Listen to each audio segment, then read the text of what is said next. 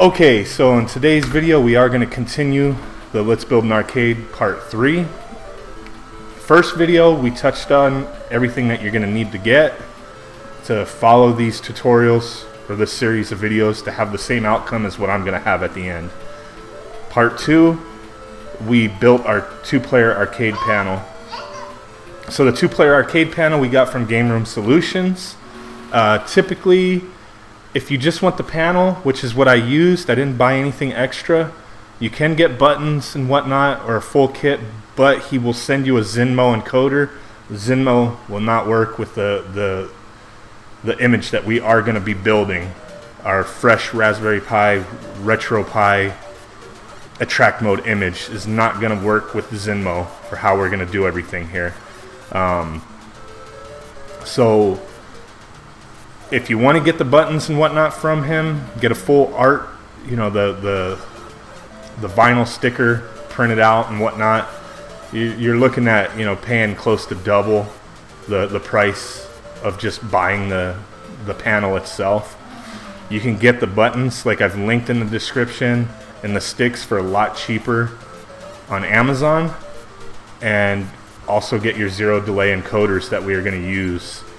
So I would highly recommend getting all those separate parts off of Amazon.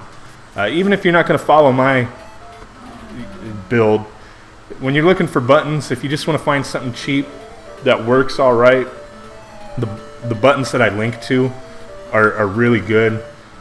They're HAP style, exactly the same as HAP buttons, and they're really good quality. The Rayan ones that I link to, I like using them for the price. They work good. The full kits that I link to as well work out pretty great as well. But like I said, last video was putting the kit together. This video we're going to be doing the wiring and touching on some other aspects of what we need to do. So we're going to wire everything up to the exact specifications of what we want and how this is going to end. So if you're going to follow along exactly, you're going to want to make sure, even if you don't use the Game Room Solution two-player panel, if you wanted to get something from another company like Harman Customs and whatnot, just understand that we're going to be using 20 buttons for our system, and we're going to be using zero delay encoders. So no matter what you use, I highly recommend doing that. If you didn't want to do 20 buttons, you could cut 4 buttons out. Not a huge issue. It just works out nicely to have extra buttons for admin controls. You could just easily just put them to the select and start. I don't like doing that when we're building something nice like this or putting together a bar top or a full-size cabinet. Anything that I've done or cut out and done from scratch, or kits that people have provided me to build for them, I always like having the extra buttons for the admin. So without further ado, we'll go ahead and get this party started and dive in and get the wiring done. Okay, so here we're going to start wiring up our panel. You're going to need your 2 USB encoders, zero delay, and then we are going to need our cables. And these kits, when you buy a zero delay, usually they come with more than enough. And then they comes with this little card that just shows you an outline of the encoder. So the way we're going to encode it, or the way we're going to pin all the buttons, is going to be as such. You make sure you get your cables sorted out so they're not all stuck. You know, I struggle a little bit here, but pin number 1, that is going to be so plugged into the first spot, and then that's going to be the top left button. And these can be a little difficult to attach. As you can see, just by hand I'm having a little bit of difficulty with some of these. And these wires aren't extremely long, so you don't get a lot of room to play with here. So sometimes you might want to take the micro switch out and fix it back. Put your cables on there and then plug her back in, and then you'll be good. These particular micro switches, the it's a little tight getting some of these cables on there. So you might want to use pliers, but I just do it by hand. So pin number 2 is going to be the middle top row button.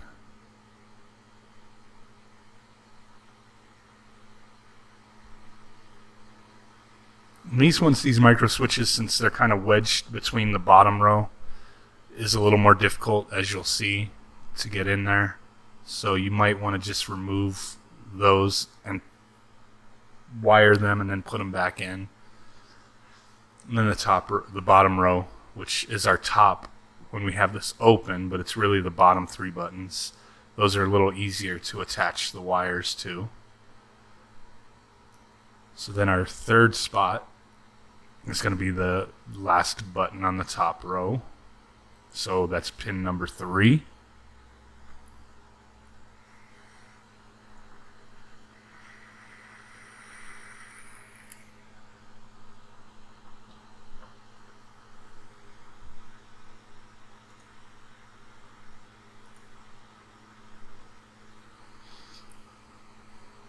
Go ahead and get that bad boy back in there.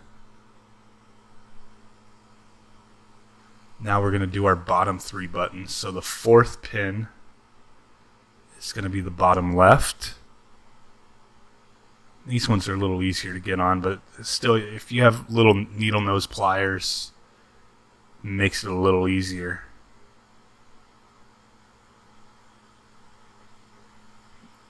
When you're fiddling around with them, the locking nut might get a little loose and you have to tighten up your buttons, but that's alright. And number 5 is going to be the middle and the bottom.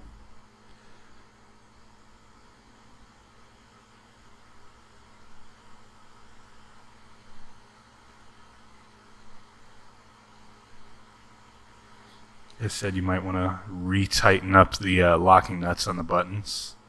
And then button number 6 is going to be the rightmost bottom button. That's going to be your 6 main buttons. And you kind of, with these cables being kind of short, you just want to make sure they're not getting tangled up on any of the other micro switches. But the next one we're going to do is going to be pin number 7. And that's our select button or our coin in button. One and the same, essentially. And these two, since our player 1 start and our player 2 start, you can't really manipulate how you want the micro switch to sit on these ones because the image that's printed on the button kind of want to take the micro switches out, even if they're easy to put the wiring on. You'll see I'll have to take out the select button so I can fit the player 1 start micro switch back in there because it is a tight space with how I have to have that set. So my little struggles here should give you a better idea of how to approach wiring the micro switches for these buttons. You see I had to take out the select button in order to get this guy in there.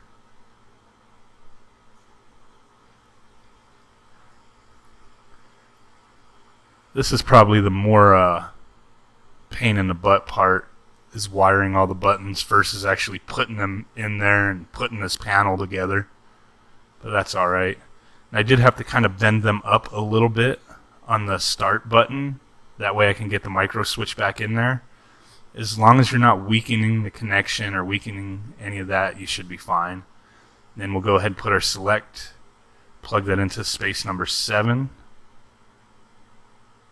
And then our start will be number 8.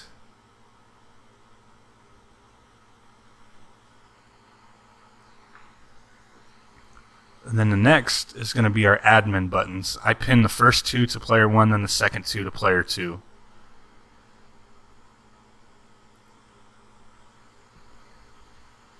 So obviously this first one on the left, we're going to go ahead and pin that to number 9 on the encoder.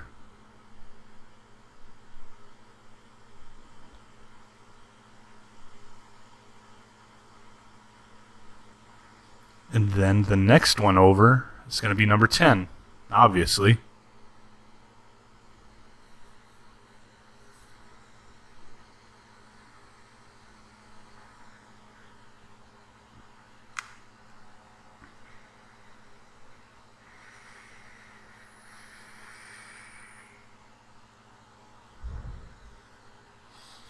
And then now it's time to do our control stick. Since this isn't a 5-pin, it's actually got the micro switches that need to be wired for each one.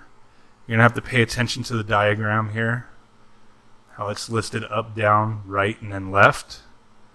So you might want to pay attention and just kind of shift your joystick so you can see which micro switch up is hitting, which it's the topmost. And if the panel was down, it would be the bottom micro switch. And these ones are a little tough to get in there because it's kind of tight with the panel and the stick actually being recessed into there, as it was pre-routed so it would fit in there, so the stick would be a little longer.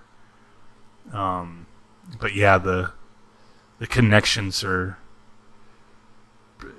pretty low in there, so you have not much space to work with, which is I guess the downside of using this style joystick. But they work just as fine as the 5-pin Sanwa style, unless you want to get Sanwa.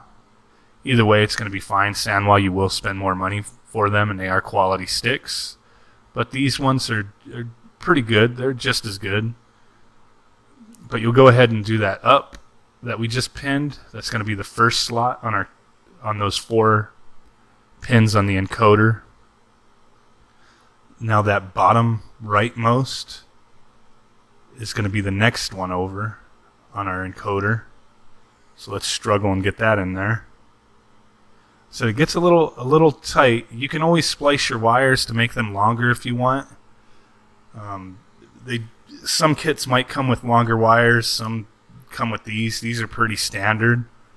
Like I said, you could always splice them if you want. But like I said, with these cables being short, it works out fine as long as you don't have the cables wrapping around anything or getting stuck into one of the micro switches. You don't want to mess up any of the connections. So as long as the cables are free and clear of any of that, you'll be good.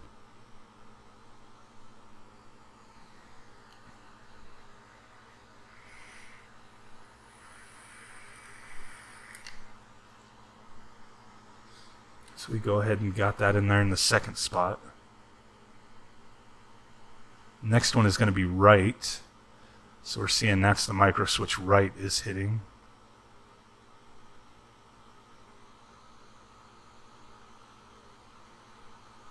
Yeah, that one actually. Sorry about that. So that one's going to be our right input.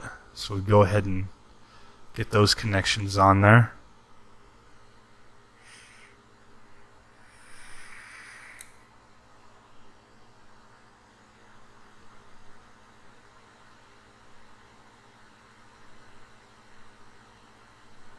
You just want to be careful that you don't bend the connections, because they can become weak and break off.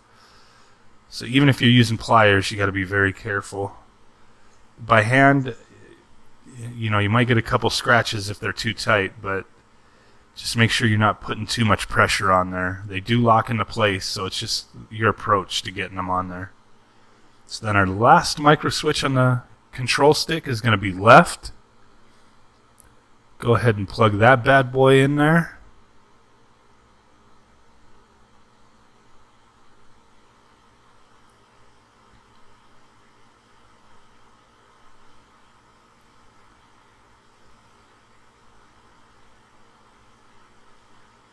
And that's going to go onto the encoder on the fourth and final spot. Now, if you had Sanwa or Sanwa style that had the 5-pin, you wouldn't be using these. There's a slot to the left of these that your 5-pin connector would plug into, which makes things a little nicer. This guy is going to be our USB plug to plug into our Raspberry Pi, and it just plugs into the far left port on our encoder. And we're done with player 1. Now player 2, I'm going to not wire it here, but just go over the button numbers real quick. Because if you don't pay attention to the way I wire the admin buttons, this is 2, that's 3, 4, this one is 5, and 6. Now we have 7 is going to be our select, 8 is our start button, 9 is going to be this guy, the middle button, and then 10 is going to be the far right. So we got 1, 2, 3, 4, 5, 6, 7, 8, 9, and then 10. We're good to go. So I'll catch you guys next time. Thank you. Uh-oh. Guardian.